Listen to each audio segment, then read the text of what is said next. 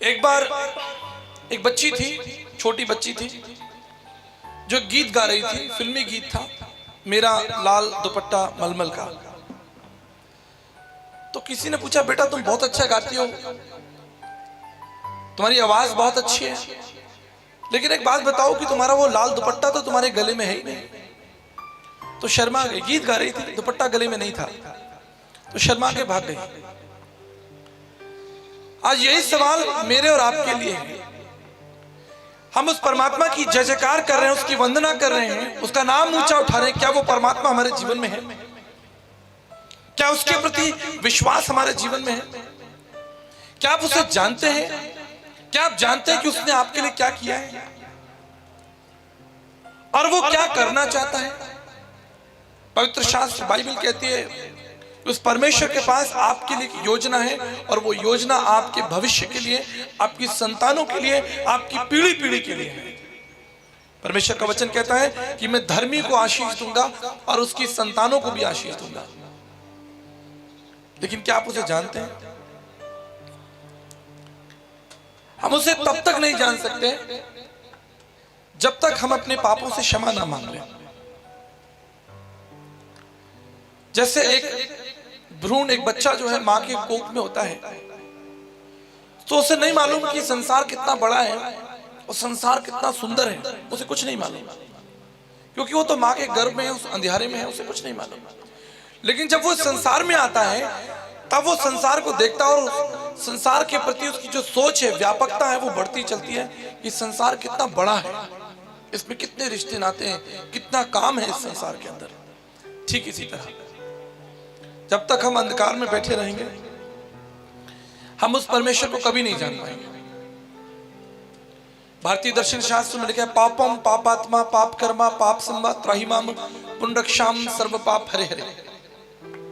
अगर कोई कहता है कि नहीं, मैंने तो अपने जीवन में कोई पाप ही नहीं किया, मैंने कोई बैंक नहीं लूटी आपने कोई बैंक, किसी की हत्या की नहीं की, हमने कोई गलत, हमने किसी के खेत पे कब्जा नहीं किया, हमने किसी के घर पे कब्जा नहीं किया, तो हमने तो कोई पाप ही नहीं किया। तो ऋषि वेदव्यास जी कहते हैं, पापम पापात्मा पाप कर्मा, मेरा तो जन्म ही पाप में हुआ है। तुलसी याचक आए के कौन भयो समर्थ, कंचन पे कुंचन किन्ना पसारो हाथ। संत तुलसीदास जी ने कहा, इस संसार में कौन हुआ कि जिसने पाप नहीं किया। इसलिए महाभारत शांति पर्व में लिखा है, अश्रद्धा परम पापम श्रद्धा पाप प्रमोचनी। अंधकार अश्रद्धा हमारे जीवन में उस पाप को जन्म देती है, लेकिन श्रद्धा जो है, विश्वास जो है, उन पापों को खत्म कर देता है। लेकिन ये विश्वास तब तक संभव नहीं जब तक आप उस परमेश्वर को जाने नहीं। उस परमेश्वर का परिचय कौन देगा? कोई बता सकता है परमेश्वर कौन है? उस अज्ञात अगोचर परमेश्वर का परिचय कौन देगा? मुझे बताइए। मैं यहां खड़ा हूं, आप में से कितने लोग मेरा नाम जानते हैं?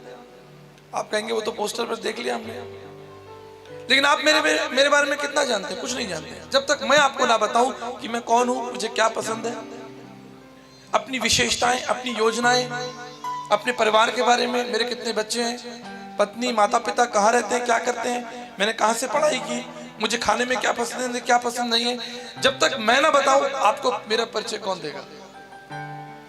ठीक इसी तरह उस परमेश्वर का परिचय कोई दे सकता है? संत तुलसीदास जी ने कहा, तुलसी याजक आए के कौन भयो समर्थ, कंचन पे कुंचन किन्ना पसा। एक पापी व्यक्ति जो खुद अंधकार में बैठा है, क्या वो परमेश्वर का परिचय देगा?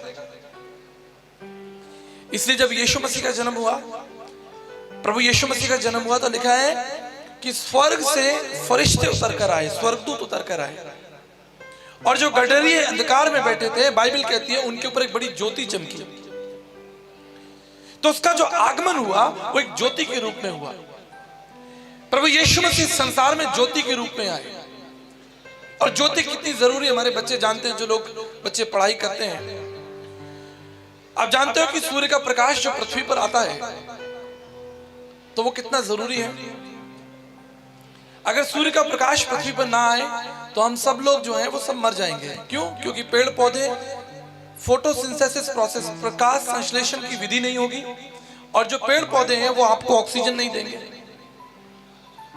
और पेड़ पौधों के अंदर जो ग्लूकोज है वो कन्वर्ट नहीं होगा, और कोई फल नहीं लगेगा, कोई फूल नहीं होगा, इंसान मर जाएगा, जानवर भी मर जाएंगे। सूर्य का प्रकाश इस पृथ्वी के लिए कितना जरूरी है देखिएगा। ठीक इसी तरह एक आत्मिक प्रकाश जो हमारी आत्मिक मन को खोलता है, हमारी आत्मिक आंखों को खोलता है, वो है प्रभु यीशु मसीह।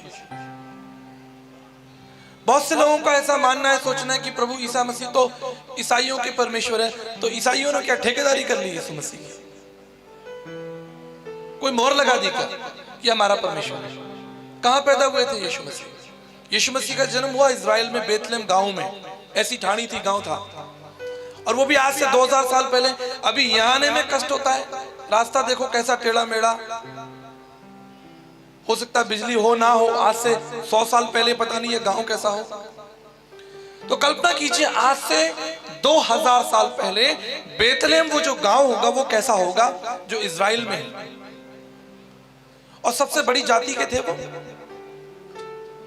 हमारे समाज में बड़ी छुआछूत है, बड़ी जाति का बड़ा चक्कर है हमारे समाज में। प्रभु यीशु मसीह यहूदी जाति के थे। अगर वो चाहते तो आपकी परछाई भी उन पे ना पड़े। वो उच्च कोटि के व्यक्ति थे समाज में। विश्व में सबसे बड़ी जो जाति है वो इजराइल की जाति है, यहूदी लोग, उससे ऊपर कोई नहीं। आज भी यहूदी लोग जो है वो अपने ऊपर किसी की परछाई नहीं पड़ने देते। कहते हम तो यहूदी हैं, हम आपके हाथ का खाना नहीं खाएंगे, हम आपके घर नहीं आएंगे। उस समाज में प्रभु यीशु मसीह का जन्म हुआ। बताओ उससे बड़ी जाति किसकी है? लेकिन फिर भी बाइबल कहती है वो घर घर गया, कोड़ियों के साथ बैठकर उसने खाना खाया। कोड़ियों के साथ, आप कोड़ियों के साथ बैठ नहीं सकते। एक बार नवजोत सिंह सिद्धू जी, जो पूर्व क्रिकेटर और सांसद हैं, आप बच्चे लोग जानते होंगे नवजोत सिंह सिद्धू। एक बार उनके मन में इच्छा हुई कि भाई वो मदर टेरेसा का आश्रम है कलकत्ता में, उसे देखने जाएं। तो वहां कोड़ियों का आश्रम था। तो सिद्धू साहब गए। जब वो आश्रम में गए तो वहां तो बहुत बदबू आ रही थी, क्योंकि सारे बेचारे 500 से ज्यादा कोड़ी वहां पर जो है मर रहे थे, उनका शरीर गल रहा था। जब शरीर, मनुष्य का शरीर गलता है, अंग गलते हैं, स्किन गलती है, तो कैसी बदबू आती होगी। तो सिद्धू साहब वहां बैठे तो उनको तो उल्टियां हो गई। उन्होंने अपना रुमाल मुंह पे लगा लिया, बोले यहाँ कैसे रह सकते हैं भाई। तो भागना चाह रहे थे, लेकिन मन में था कि मदर टेरेसा को मिलने आए हैं, चलो भाई देख लें मदर टेरेसा को। तो इतने में पतली दुबली सी महिला मदर टेरेसा जो है वो चलती हुई आई, तो उनके पैरों में गिर गए। बोले माता जी पहले तो आप एक बात बताओ, आप इस जगह पर कैसे रह सकते हो, यहाँ इतनी बदबू आती है, लोग सड़ रहे हैं, मर रहे हैं। तो मदर टेरेसा ने उनको जवाब दिया कि बेटा